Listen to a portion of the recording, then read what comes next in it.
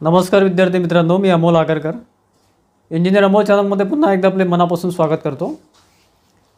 महावितरण भरती 2023 यामध्ये विद्युत सहाय्यकचा रिझल्ट आलेला आहे. त्याच्यामध्ये डॉक्युमेंट व्हेरिफिकेशनसाठी विद्यार्थी मित्र वाट बघत आहे आणि पुढच्या काही दिवसामध्ये म्हणजे साधारण 15 तारखेच्या आतमध्ये डॉक्युमेंट व्हेरिफिकेशनची नोटीस तुम्हाला येऊन जाईल. तर डॉक्युमेंट व्हेरिफिकेशन आधी होईल, त्यानंतर तुमची फायनल लिस्ट लागेल आणि नेक्स्ट मंथमध्ये जॉईनिंग होऊ शकते. या महिन्यामध्ये नाही होणार, नेक्स्ट मंथमध्ये होऊ शकते. ठीक आहे.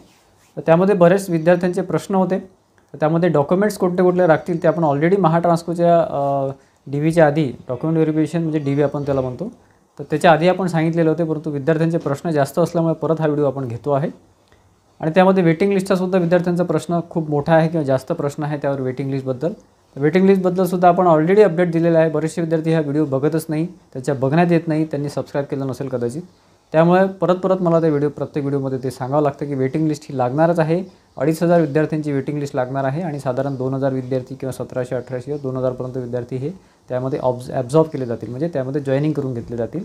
मित्रांनो, रिसेंटली म्हणजे कालच्याच तारखेला आपण एक व्हिडिओ दिलेला आहे. त्यामध्ये महावितरण आणि महापारेषण विद्युत सहाय्यकमध्ये काय फरक असतो, त्याच्यामध्ये काय त्याच्यामध्ये डिफरन्सेस काय आहे त्याचा एक व्हिडिओ दिलेला आहे. काही जणांना तो काय व्यवस्थित आवडला नाही, काही जणांना आवडला. परंतु त्यामध्ये जे काही फॅक्ट आहे, जी रिॲलिटी आहे ते आपण त्या व्हिडिओच्या थ्रू सांगायचा प्रयत्न केलेला आहे.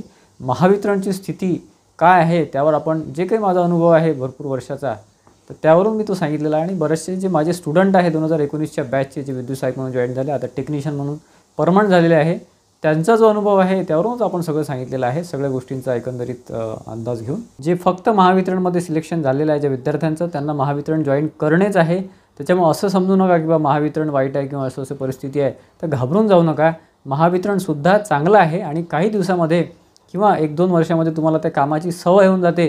फक्त एकच लक्षात घ्या की काम हे व्यवस्थित करा, माहिती घेऊन करा आणि कोणाचा तरी सपोर्टने करा, कारण तुम्ही विद्युत सहाय्यक म्हणून जॉईन झालेले असता. आणि कसं असते की कोणत्याही डिपार्टमेंटमध्ये आणि स्पेशली महावितरणमध्ये की काम पडलं तर ते कोणालाही काम करायला लावतात. असं नाही की विद्युत सहाय्यक आहे की टेक्निशियन असं बघत नाही. त्याच्यामुळे तुमची सुरक्षा तुमच्याजवळ असते किंवा तुम्ही ते सुरक्षेचं लक्ष दिलं पाहिजे. ठीक. या व्यतिरिक्त तुमचे काही प्रश्न असेल किंवा तुम्हाला असं वाटत असेल किंवा महावितरण विद्युत सहाय्यकच्या जे ड्युटी प्रोफाईल आहे किंवा काय काम असते किंवा काय ॲडव्हान्टेजेस आहे, काय डिसॲडव्हान्टेजेस आहे, यावर डिटेल माहिती पाहिजे असेल तर मला कमेंट करा कमेंट बॉक्समध्ये. तुमचे कमेंट जर जास्त असतील तर मी सेपरेट व्हिडिओ त्यावर घेईल. तर आता वळूया आजच्या व्हिडिओच्या टॉपिककडे, तो आहे डॉक्युमेंट व्हेरिफिकेशन. डॉक्युमेंट व्हेरिफिकेशन अतिशय महत्त्वाचं असतं मित्रांनो. जे काही तुमचं आता डॉक्युमेंट व्हेरिफिकेशन पुढच्या 8-10 दिवसामध्ये होणार आहे किंवा 15 दिवसामध्ये होणार आहे, त्याच्यामध्ये तुमचे डॉक्युमेंट्स ओके असणं आवश्यक आहे. मेन म्हणजे बेसिक म्हणजे काय आहे की तुम्ही फॉर्ममध्ये जे डॉक्युमेंट्स यस केलेले आहे, जे काही डॉक्युमेंट्सवर तुमचं सिलेक्शन झालेलं आहे, ते कास्टचं असो, अप्रेंटिसचं असो, एक्सपिरियन्सचं असो किंवा काय तुमचे बाकीचे असो, एज्युकेशन वाईज असो, ते सगळे डॉक्युमेंट्स तुम्हाला व्यवस्थित इथे लागणार आहे. ठीक आहे. त्यातले काही लिस्ट आहे माझ्याकडे, ती लिस्ट मी तुम्हाला सांगतो आणि तुमचे प्रश्न जे काही मनामध्ये असतील ते सॉल्व्ह करायचा प्रयत्न करतो. तर सगळ्यात पहिलं सर्टिफिकेट म्हणजे डोमिसाईल सर्टिफिकेट, म्हणजे अधिवास प्रमाणपत्र. महाराष्ट्र राज्याचे तुम्ही आदिवासी आहात किंवा तुम्ही तिथे राहता काही वर्षापासून, याचं सर्टिफिकेट तुम्हाला लागते आणि ते अतिशय महत्त्वाचं आहे. त्याशिवाय तुमचं सिलेक्शन तिथे करतच नाही. DVला तुम्ही रिजेक्ट होता जर तुमच्याकडे डोमिसाईल सर्टिफिकेट नसेल तर. त्यानंतर TC किंवा बोर्ड सर्टिफिकेट. बऱ्याचशा विद्यार्थ्यांचा प्रश्न असतो, मी प्रत्येक व्हिडिओमध्ये किंवा बऱ्याचशा व्हिडिओमध्ये सांगत असतो की TC कंपल्सरी नाही. 10वी 12वी किंवा तुमचं 12वी नसेल झालं तर 10वी याची तुम्हाला TC लागते. पण जर तुमची TC जर आणखी कुठे कॉलेजमध्ये दिली असेल किंवा आणखी कुठे दिली असेल तर TCची गरज नाही. 10वीचं बोर्ड सर्टिफिकेट तुम्हाला चालेल, त्यावरसुद्धा डेट ऑफ बर्थ राहते. TC कशासाठी मागतात? फक्त डेट ऑफ बर्थसाठी ते मागतात. डेट ऑफ बर्थ तुम्हाला बोर्ड सर्टिफिकेटच्या 10वीच्या सर्टिफिकेटसुद्धा राहते, लक्षात घ्या. त्यानंतर कास्ट सर्टिफिकेट. ज्या कास्टमध्ये तुम्ही रिझर्वेशन घेतलेलं आहे, OBC असो, ST असो किंवा कुठले असो, तुम्हाला त्याचं कास्ट सर्टिफिकेट लागणार, हे अनिवार्य आहे. कास्ट सर्टिफिकेट, डोमिसाईल सर्टिफिकेट हे तुमचे आधीचे जरी असेल 2-4-5 वर्ष आधीचे तरी चालतात, लक्षात घ्या. ठीक आहे. आणि जर तुम्ही ओपनमध्ये असाल तर तुम्हाला कास्ट सर्टिफिकेट लागणार नाही. त्यानंतर caste validity certificate. Caste validity certificate हे महत्त्वाचं आहे, परंतु तुम्हाला जॉईनिंगच्या वेळेस किंवा DVच्या वेळेस ते कास्ट व्हॅलिडिटी सर्टिफिकेट मागत नाही. तुम्हाला 6 महिने वेळ देतात. महापारेषणमध्ये जे जॉईन झालेले आहे त्यांनासुद्धा त्यांनी 5-6 महिने वेळ दिलेला आहे. फक्त तुम्हाला अप्लाय करायचं असतं. समाज कल्याण ऑफिसमध्ये तुम्हाला कास्ट व्हॅलिडिटीसाठी अप्लाय करायचं असतं. त्याचा टोकन नंबर किंवा पावती घेऊन ती डिपार्टमेंटला सबमिट करायची असते. परंतु 6 महिन्यामध्ये व्हॅलिडिटी सर्टिफिकेट तुम्हाला लागेल, ज्या कॅटेगरीसाठी ते लागू असते ते. ठीक आहे. त्यानंतर तुमचं 10वीचं तुमची मार्कशीट, तुमचं सर्टिफिकेट ITIचं सर्टिफिकेट, मार्कशीट आणि तुमचं जर ॲप्रेंटिस असेल, ॲप्रेंटिस तुम्ही रिझर्वेशन घेतलं असेल आणि तुमचं ॲप्रेंटिसमध्ये सिलेक्शन झालं असेल तर ॲप्रेंटिसचं सर्टिफिकेट तुम्हाला लागेल. त्यानंतर नॉन क्रिमिनल सर्टिफिकेट, काही कॅटेगरीसाठी नॉन क्रिमिनल लागते. ठीक आहे, ते दरवर्षी किंवा दर 2-3 वर्षात तुम्हाला व्हॅलिड करावं लागते.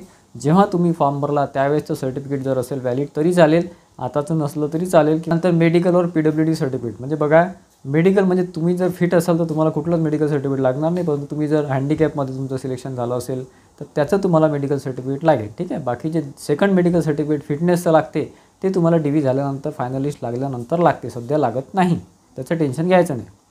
त्याच्यानंतर स्पोर्ट्स सर्टिफिकेट, स्पोर्ट्समध्ये तुमचं सिलेक्शन झालेलं असेल, स्पोर्ट्सच्या कॅटेगरीमध्ये तुम्ही रिझर्वेशन घेतलं असेल, त्याचं सिलेक्शन झालं असेल तर तुम्हाला नॅशनल और स्टेट लेवलचं स्पोर्ट्सचं सर्टिफिकेट व्हेरीफाईड असलेलं लागेल. ठीक आहे, डिस्ट्रिक्ट लेवलचं चालत नाही. ठीक आहे, EWS सर्टिफिकेट म्हणजे तुम्ही जे काही EWS कॅटेगरी आहे त्याच्यामध्ये रिझर्वेशन घेतलं असेल, त्याच्यामध्ये तुमचं सिलेक्शन झालं असेल तर EWS सर्टिफिकेट तुम्हाला लागेल. त्यासाठी इन्कम सर्टिफिकेटसुद्धा तुमचं आधी काढलेलं असतं आणि ते करंट इयरचं लागते, म्हणजे तुमचं ज्या वर्षी तुम्ही अप्लाय केलं असेल त्यावेळेचं, जसं नॉन क्रिमिनल तुम्हाला करंट इयरचं लागते तसं EWSसुद्धा लागते.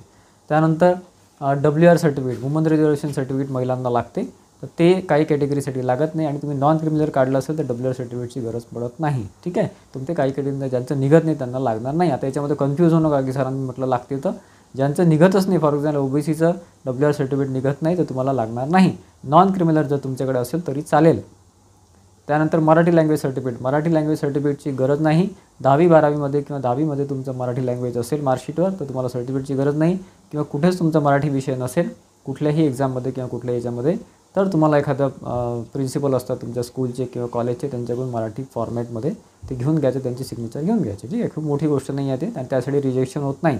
त्यानंतर चेंज ऑफ नेम म्हणजे लग्नानंतर एखाद्या मुलीचं किंवा जे काही लेडीज वर्ग आहे त्यांचं नाव चेंज होते, तर त्यांना ॲफिडेविट करून तसं सर्टिफिकेट तुम्हाला तसं द्यावं लागेल, किंवा ॲफिडेविट केलं तरी चालते, छोट्या मोठ्या गोष्टीसाठी ॲफिडेविट केलं तरी चालते, काही हरकत नाही. ठीक आहे, तर चेंज ऑफ नेम सर्टिफिकेट तुम्हाला तिथे द्यावं लागते, किंवा एखादं ॲफिडेविट करा, किंवा तुमच्याकडे राजेपत्र असेल किंवा तुमच्याकडे मॅरेज सर्टिफिकेट असेल ते सुद्धा चालेल.